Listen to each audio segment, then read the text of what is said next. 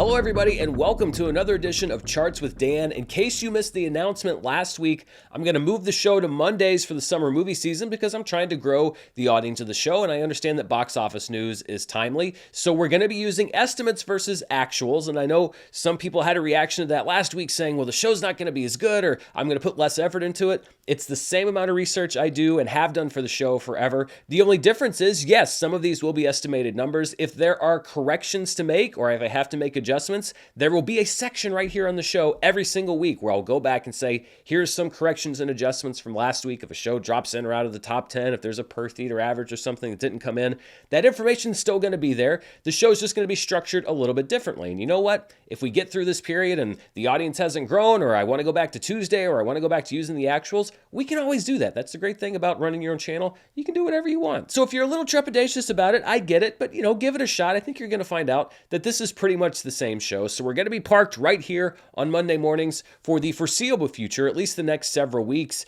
And it's because we have entered the summer movie season, believe it or not. Unfortunately, the box office didn't seem to get the message that the summer movie season has started because The Fall Guy, which some people were estimating a couple weeks ago at a $40+ million opening, didn't even hit the low end of the estimates for this past weekend. And let's look at the box office top 10, starting with the top 5. The Fall Guy was the number one movie with an estimated opening of $28.5 million.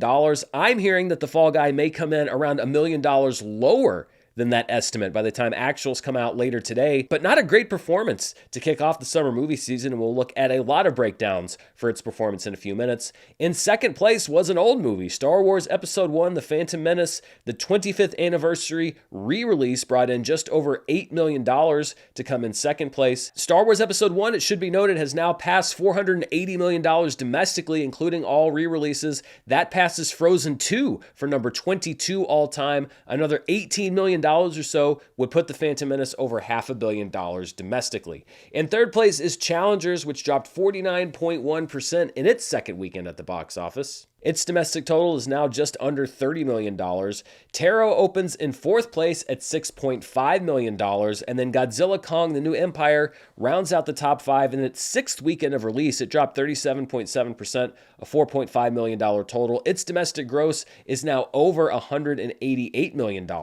And let's break down some charts of these top 5 movies before we move on to number 6 through 10. And The Fall Guy is the box office story this week. And let's look first of all at where it stacks up as far as opening weekends for Ryan Gosling, one of the two main stars of the movie. Ryan Gosling's high watermark was set last year, of course, with Barbie back on July 21st. 2023, coming up on a year, believe it or not, $162 million. In second place was the opening for Blade Runner 2049 back in October of 2017 with $32.7 million. Even though that movie was a financial disappointment overall, still Gosling's second highest opening weekend. The Fall Guy comes in third place at $28.5 million. Then we have Remember the Titans. Yes, he was in that movie back in the year 2000 at $20.9 million. Keep in mind, these are unadjusted numbers. And then in fifth place is Crazy Stupid Love from July of 2011 at $19.1 million. When it comes to co-star Emily Blunt, The Fall Guy actually did not crack her overall top 5 opening weekends, although she shares with Ryan Gosling the same weekend for her highest opening film ever. Famously, Barbie and Oppenheimer opened the same weekend last year, July 21st, 2023. Oppenheimer opened to $82.4 million, a career high for Emily Blunt. A Quiet Place back in April of 2018 comes in second at $50.2 million. Then A Quiet Place Part 2, an impressive opening back in May of 2021. The box office was still getting back on its feet, $47.5 million. In fourth place, another film from the summer of 2021, Jungle Cruise at $35 million. It was also a day-and-date release. You could watch it or purchase it on Disney Plus to watch at the same time. And then in fifth place was the remake of The Wolfman from 2010 at $31.4 million. The Fall Guy actually comes in ninth place all time for Emily Blunt, just between Edge of Tomorrow and The Devil Wears Prada, again, unadjusted for inflation. This was guaranteed to make director David Leitch's top 5 opening movies because he's directed 5 movies. Deadpool 2 remains his top opening film back in May of 2018 at $125.5 million. Then we have August 2019's Fast and Furious Presents Hobbs and Shaw at $60 million. Summer 2022's Bullet Train comes in at $30 million in third place. And then we have The Fall Guy in fourth place at $28.5 million. That comes in ahead of only Atomic Atomic Blonde, which came out in July of 2017 at $18.2 million.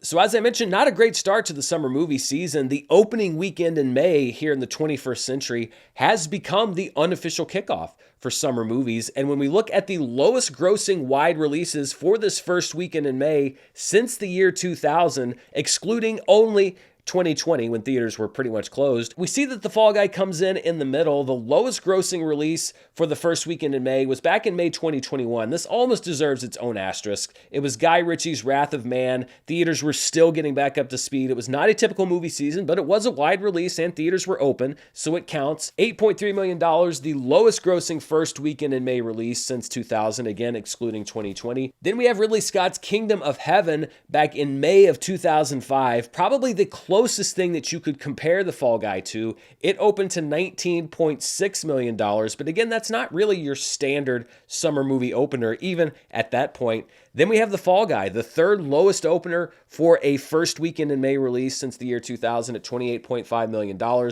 It comes in behind Gladiator. Gladiator opened to $34.8 million back in the year 2000, and that's unadjusted for inflation. This gap would get way bigger if you were to adjust for inflation. And then Mission Impossible 3 back in May of 2006. It was actually a financial disappointment. It was thought to be perhaps a disaster for Tom Cruise and for the franchise. $47.7 million.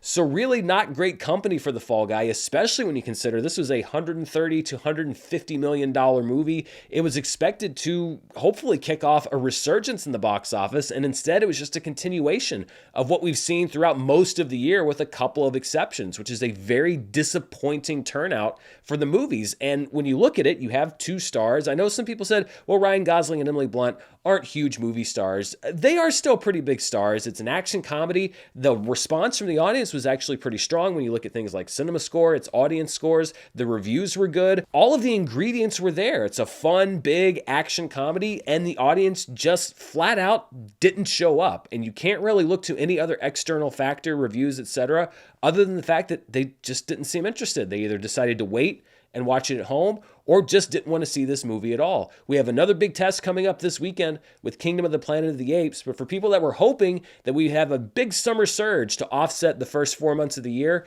so far that's not happening. And this is really only underscored when we look at the top 3-day opening weekends domestically for the year so far. The Fall Guy doesn't even make the top 5. Dune Part 2 is still the top opening of the year at $82.5 million. Godzilla Kong The New Empire is right behind at $80 million. Kung Fu Panda 4 is at $57.9 million. Ghostbusters Frozen Empire opened to $45 million. And then in 5th place is Bob Marley One Love, which opened on a Wednesday. The Fall Guy couldn't even open as big as a biopic in February that opened on Wednesday. And the only way that The Fall Guy would be able to enter this top 5 is if it overperformed estimates. Everything I've read says that it's likely to underperform those estimates. So I don't really see The Fall Guy jumping into this top 5. And even if it did, it would be just barely. Given the size of the movie and the expectations attached, that's still not a win. It wouldn't be Charts with Dan without a really complex chart. So these are the top 5 opening weekends for live action 80s TV series adaptation. And I don't mean live action movies. I mean that the TV series itself had to be live action. And the only reason I'm specifying live action 80s TV series is to make the chart more interesting, because if it was just TV series from the 80s, this would be dominated by Transformers films. So these are adaptations of live action TV series. And the Jump Street franchise dominates this chart. 22 Jump Street opening to $57 million back in June of 2014. 21 Jump Street opening to $36.3 million back in March of 2012. And then we have the Equalizer trilogy. The Equalizer 2 opening to $36 million back in July of 2018. The Equalizer 3 opening last summer, September 2023 at $34.6 million. And then the original Equalizer opening in September of 2014 to $34.1 million. If you were to adjust all the numbers for inflation, the Naked Gun 2.5 would jump onto this list at number 3, and the Equalizer 3 would drop off. So not a huge change. But looking at this chart, I think something that's interesting is that live action TV series have never really generated big openings. So when you look at the expectations for The Fall Guy, it might be kind of interesting to look at it in that framework and say, well, maybe people expected a huge audience turnout for this because of the stars, etc., but it doesn't really seem like there is an inherent interest in these shows becoming live action movies or adaptations all these decades later in general. That's not to say that these weren't hit movies, but to expect a 40, 50, $60 million opening for The Fall Guy, which is not particularly even a show that a lot of folks remember from the 80s, if you weren't there in the 80s, that might have been unreasonable from the start. Let's look at some numbers behind the number 2 film, which was the 25th anniversary re-release of The Phantom Menace. These are the highest opening weekend grosses for Star Wars re-releases across the years. At number 1 is the Star Wars Special Edition from 1997 at $35.9 million. In second place is the 2012 reissue of Star Wars Episode 1 in 3D at $22.4 million.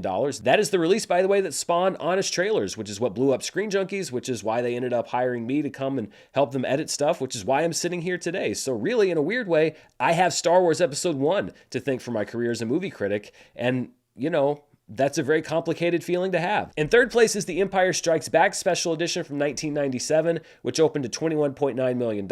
Then Return of the Jedi Special Edition in 1997 at $16.2 million.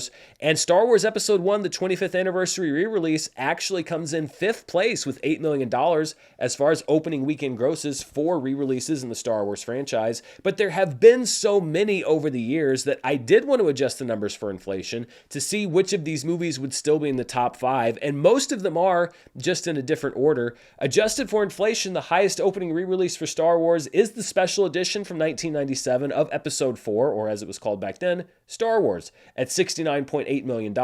The Empire Strikes Back Special Edition opened to an adjusted $42.7 million, and the Return of the Jedi Special Edition squeaks into third place there at $31.7 million. In fourth place was the Phantom Menace 3D re-release from 2012 at $30.5 million. And then in fifth place was the 1982 reissue of 1977 Star Wars, which opened to an adjusted total of $12.1 million. I don't know if you can see on the poster there, but it also teases a preview of Revenge of the Jedi, which of course did not end up being the name of Return of the Jedi. One quick update on another franchise here, the legendary Monsterverse, and you can see that Godzilla Kong: The New Empire is still inching toward 2014's Godzilla to become the highest grossing domestic film in that franchise. It's now about $12 million behind Godzilla to take that number 1 spot, so we will track its closing speed domestically to see if it can get there and take that crown. We'll look at the worldwide race in a few minutes. Let's turn now to numbers 6 through 10 at the box office this past weekend. In 6th place was Civil War, which dropped 48.2% in its 4th weekend for a $3.5 million weekend. Its domestic total is now at just over $62 million. In 7th place is Unsung Hero, which got the A+ big cinema score last weekend, but dropped 61.2%. We don't often see that with A+ movies, but if they are marketing to a little bit more of a niche, and this was directed towards the Christian faith-based crowd, then sometimes we see those steeper drops. It made $3 million for a domestic total so far of $13.1 million. Kung Fu Panda 4 in its 9th week of release had a 33.3% drop in a $2.4 million weekend. Its domestic total is now at $188.3 million. Abigail in its 3rd weekend drops 55.8% for a $2.3 million weekend and a $22.7 million domestic total. And as of right now, Ghostbusters Frozen Empire takes that number 10 spot. I'll see if anything changes with the estimates versus the actuals. But for now, it spends a 7th week in the top 10 with a 44.6% drop and a domestic total now around $109.9 million. And looking at a few of these 6 through 10 movies, Civil War, as we talked about last week, is the 2nd highest grossing film in the history of A24. It's now opened up some distance over Uncut Gems, $62 million versus Uncut Gems, $50 million. And it's now about $15 million behind Everything Everywhere All at Once for that number 1 spot. I would be surprised if it took that number 1 spot, but it's going to be a lot closer than I initially thought because I expected a heavier drop off on Civil War. It's defied the audience scores, the opening weekend scores, I should say, just a little bit, and it stuck around longer and stronger than I expected. Also, an update on Ghostbusters Frozen Empire. It's now about $3 million from passing Ghostbusters 2 on the Ghostbusters all-time domestic list, although again, that would be unadjusted for inflation. Adjusted for inflation, it is still by far the lowest grossing film of the franchise domestically. 3 movies dropped out of the top 10 as of right now this past weekend. Dune Part 2, after 9 weeks, drops out of the top 10, though it's had a great run so far. Not a record-busting run, but a very strong run. The Ministry of Ungentlemanly Warfare drops out of the top 10 after 2 weeks, and Boy Kills World, which had a disappointing debut last week, is out of the top 10 after just 1 weekend. Looking at the biggest theater count changes, again, these were all theater losses, not a whole lot of big expansions this past weekend. Spy Family Code White lost a huge number of theaters, 1,602 of them. It's now only playing in 407 theaters domestically. Monkey Man also lost over 1,000 theaters, 1,002 theaters. It's now out of wide release, playing in 536 theaters total. Civil War lost 829 theaters, but it's still in 2,689. The Ministry of Ungentlemanly Warfare lost 777 theaters. It's still playing in 2,068, but my guess is it's going to lose a lot of them coming up this weekend. And then The Mummy 25th anniversary re-release lost the majority of its theaters, 771 of them. It's still in 465. Looking at what I like to call our road to recovery, the red line is the weekend average for 2021 through 2023 since theaters reopened. The blue line would be the weekend averages for 2015 through 2019 pre-pandemic. And then the dotted black line would be the weekend grosses for this year. And we've been below average even post-pandemic for the last few weeks, but look how far we are below the average for 2021 through 2023 and the pre-pandemic average. This is just a great illustration of how disappointing this past weekend was at the box office. Even after theaters reopened, we were up near-ish that $150 million average mark. We're not even close to that. We're not even close to $100 million. The highest performing film in the 2021 to 2023 window was the opening of Doctor Strange in the Multiverse of Madness 2 years ago. The highest performing film in the 2015 through 2019 window was Avengers Age of Ultron back in 2015, which just edged out the second weekend of Avengers Endgame 5 years ago.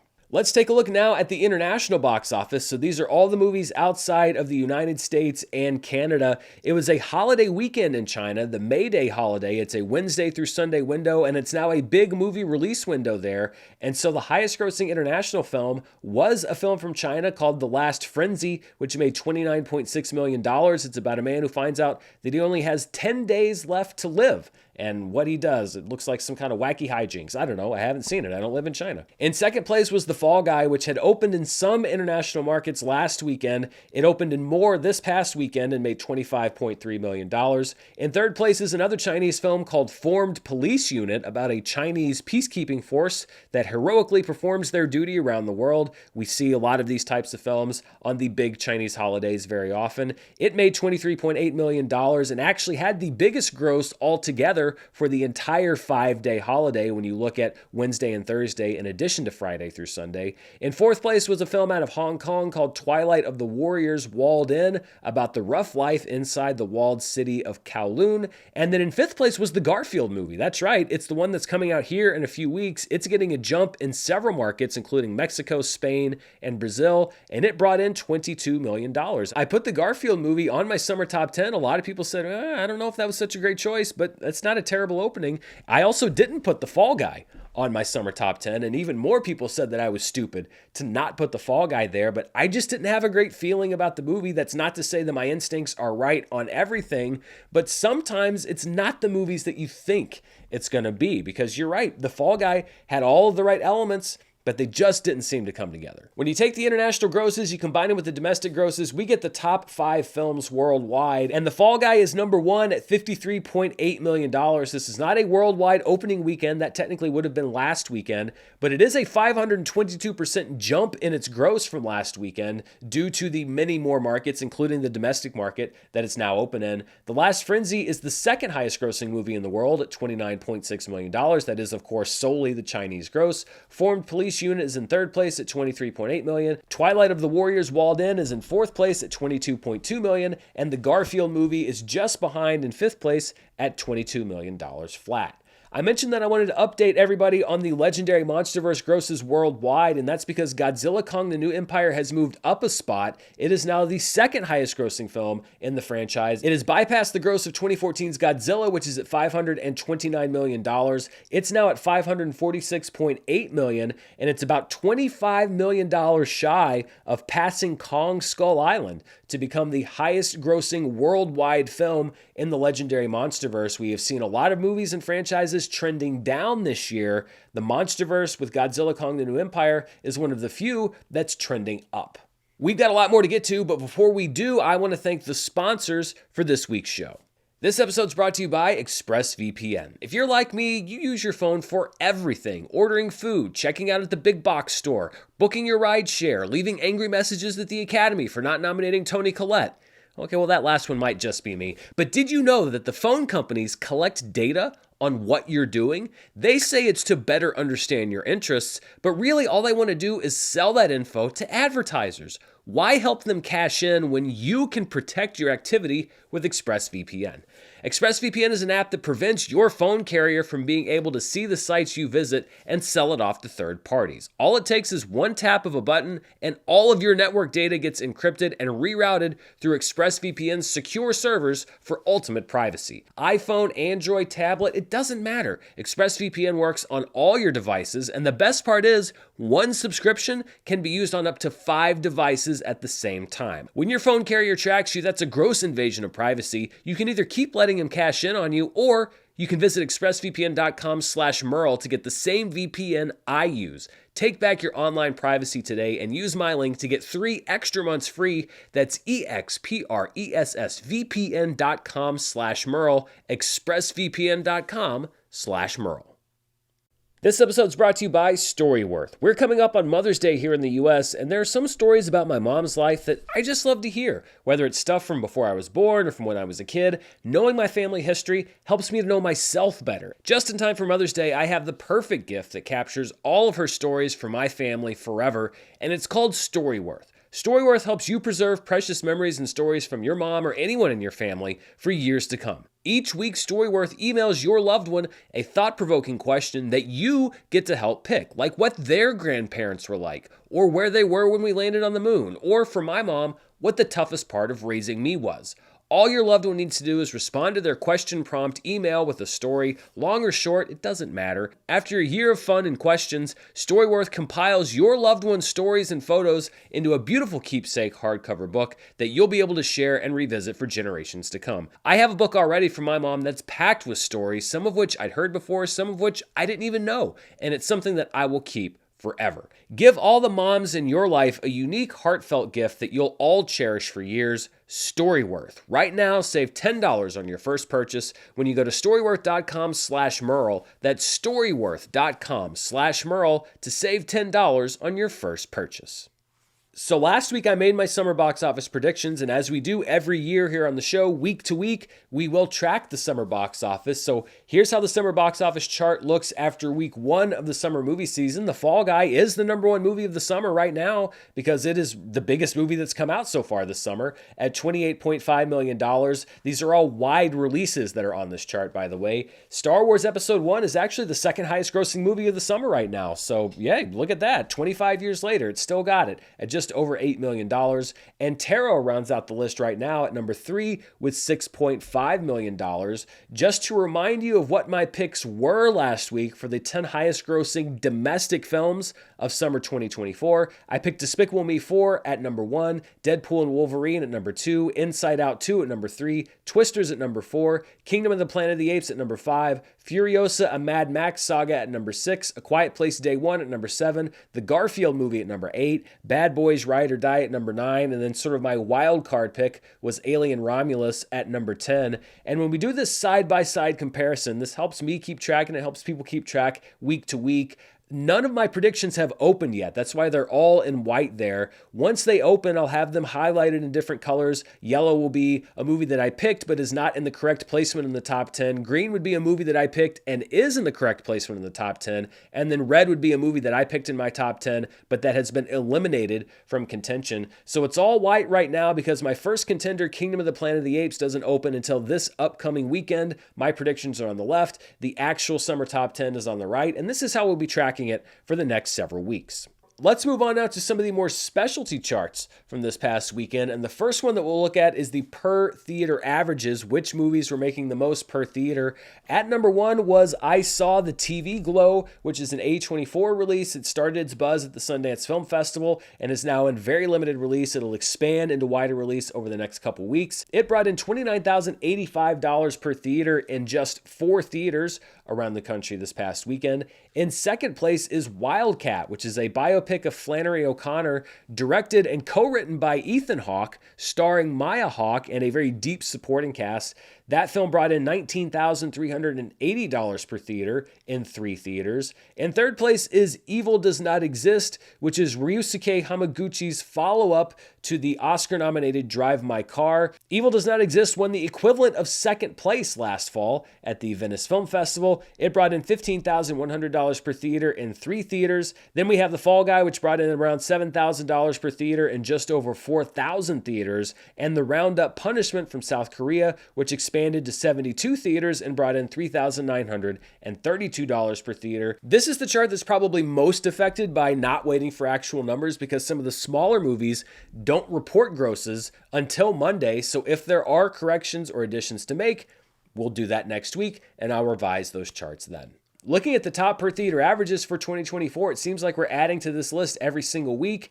And I Saw the TV Glow comes in at number 4 now, which bumps Problemista down to number 5. Stress Positions remains in third place. Love Lies Bleeding still has the second highest per theater gross of the year in its limited opening in 5 theaters. And then The Taste of Things back in February is still at number 1 with a per theater average of just over $43,000 in 3 theaters. Looking at the 5 highest grossing films in limited release, at number 1 we have Dragon Keeper, which is an animated film from Spain and China. It was a dual country film about a young girl who finds a banished dragon egg and tries to save the species. Not a great per theater return, a $429,000 opening weekend in 760 theaters. The Roundup Punishment comes in second place. It brought in $291,000 in 74 theaters. Then we have Escape from Germany in its 4th week of release, bringing in $182,000 in 122 theaters. I Saw the TV Glow brings in $116,000 in 4 theaters, and Wildcat brought in $58,000 in just 3 theaters. Here's some of our 2024 annual charts. Nothing's changed on the domestic chart from last week. Dune Part 2 is still the highest grossing film of the year at $281.3 million.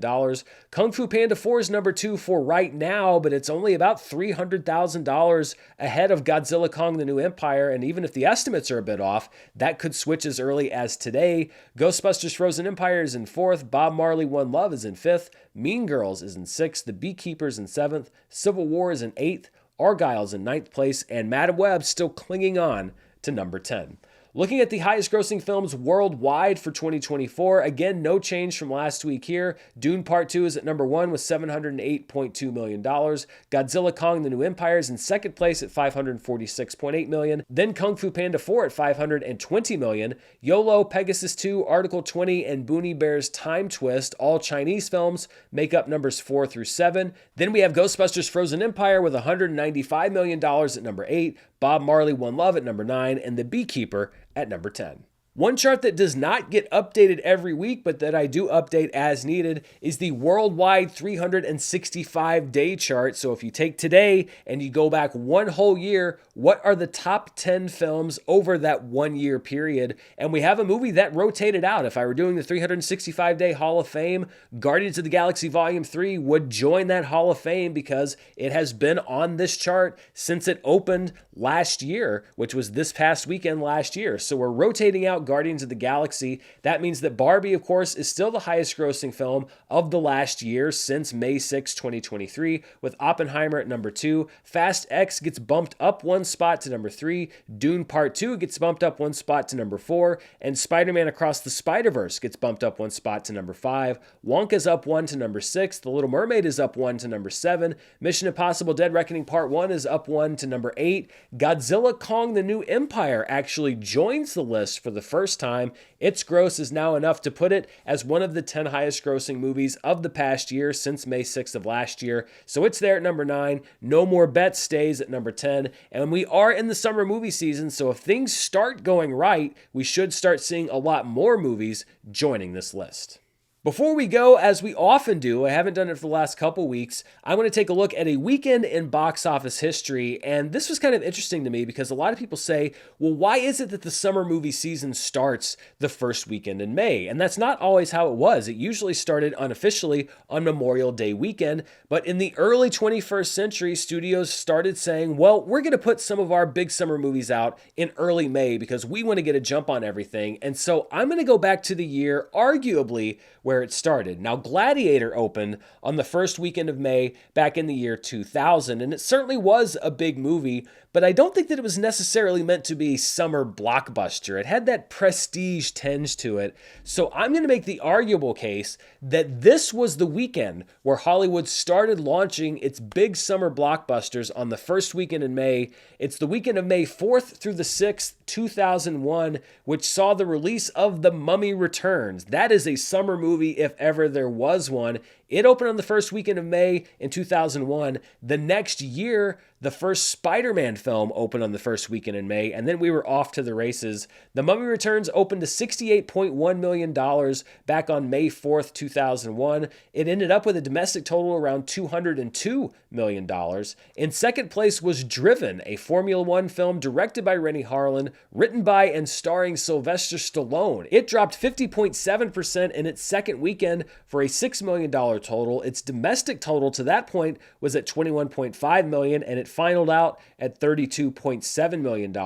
In fourth place was Bridget Jones's Diary in its fourth week of release, a 23.9% drop and a $5.7 million weekend. Its total to that point was $44.4 million. It ended up at $71.5 million. In its sixth week of release, Spy Kids was at number 4 with a 34.1% drop off and a $3.8 million weekend. That brought its domestic total close to $100 million, and its final total was at $112.7 million. And then in fifth place, we had Along Came a Spider in its fifth week of release, a 32.9% drop from the previous weekend, a $3.7 million total, a domestic total to that point of $60 million.